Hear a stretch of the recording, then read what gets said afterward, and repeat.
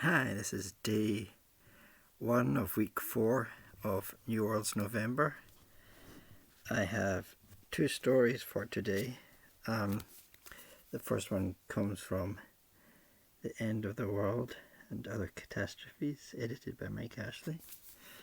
And it's quite a short story. Both stories I might have problems categorizing, as the prompt for the week 4 is dystopian, post-apocalyptic. I suppose both of the stories do fall into that category, but it's sort of a tenuous link. The first short story is The End of the World by Helen Sutherland. It's part dream, part potential possible prophecy, depicting a sort of a feminist sort of dream, maybe. So sometime in the far off future, all the men are dying out. At first it's sort of feudal, with men still ruling over women, but the majority of workers are women, the majority of bodyguards and soldiers are women. And then more men continue to die, sort of a opposite of Why the Last Man by Brian K. Vaughan and P. Aguirre, which is a Disney TV show now. I don't have Disney. I have no intention of getting Disney, but I might get it on DVD when it comes out.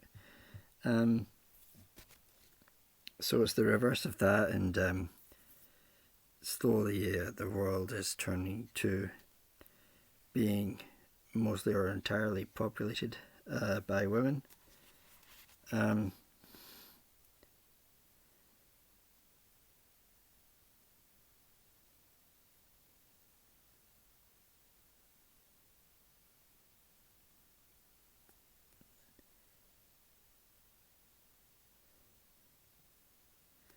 I'll read the end, but then did I see in my dream that doctors and surgeons of the highest skill and learning had been summoned from near and far, yea, from the very ends of the earth, in order that the life of the last man might be prolonged. At length, so I saw it, was decided, after earnest discussion among these wise and skilful women, that only an operation of the most delicate and ingenious sort could save the patient. When it became known to the multitudes without, a great silence fell over them, and in all the world was there no sound, only a vast apprehensive silence. Then I beheld in my dream a woman clothed in white step out onto the balcony that overlooked the great crowd. Every eye was fixed on the famous surgeon, every ear strained to hear the result of the operation.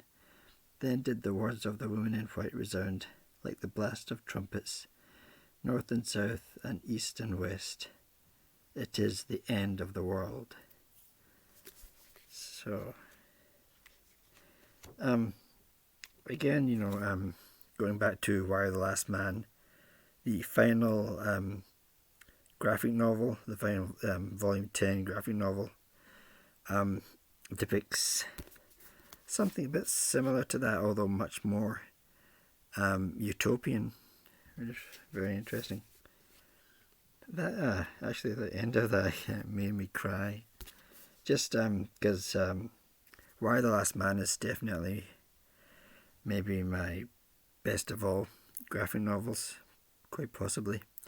When it was over, it was the end of a fantastic journey. The next story is When the People Fell by Cordwainer Smith. Again, it's definitely science fiction, and I suppose it's quite dark in places. So I think it would be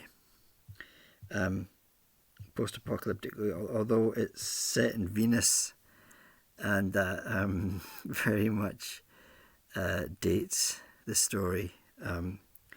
We now know, or we've known since 1960s or 70s, that Venus is a very, very inhospitable planet. The high level of heat, hot enough to melt most metals, I think. To quote Carl Sagan, I'll do my Carl Sagan voice: Venus is the planet in our solar system most like hell. But before that, Venus was thought of as being this balmy sort of prehistoric Earth type planet, or big jungle type planet. I think in part because it's the same sort of size of Earth, and from telescopes at that time it was very cloudy, and they thought that would have been the vast sort of mist of a jungle, or very highly oxygenated, but we know that's not the case now. It's a reporter interviewing an old man. I think this is taking place in Venus, or might be on Earth, many years, hundreds of years into the future. Some of the language is a bit dated as well, as being set on Venus. This old man really tells about I think sort of an invasion of Venus from Chinesian people. I've never come across that before. Quite dated language. And it's a failed invasion. It's kind of horrific. They're falling from the outer atmosphere.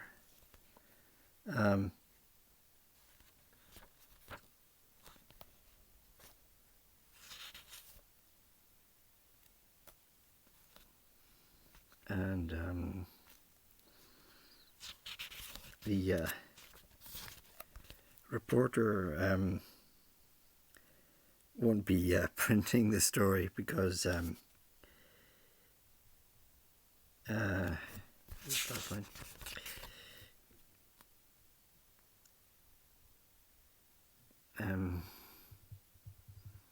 where is it?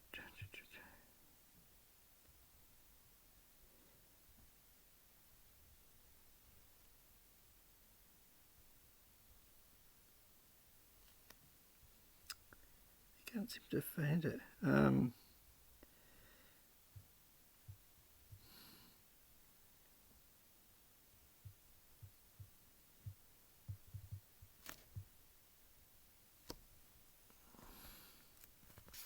Oh, here it is. Sorry, I'm on the wrong page.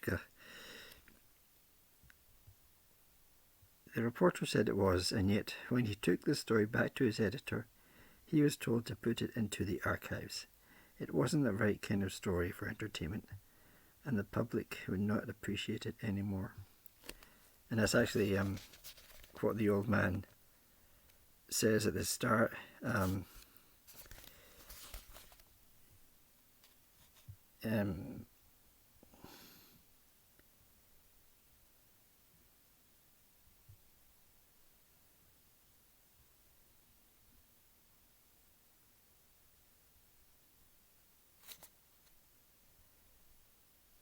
It's too shocking. I suppose you were going to ask me what I thought of the new striped patterns for women. And he goes on saying about history. Where's the quote?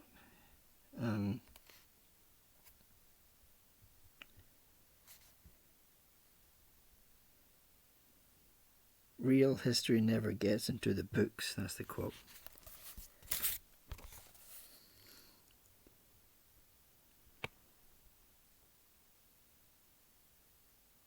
It's too shocking. A good story. Cordwainer Smith. There's a really cute website dedicated to Cordwainer Smith. I'll leave a link to it down below. Thanks for watching. Bye.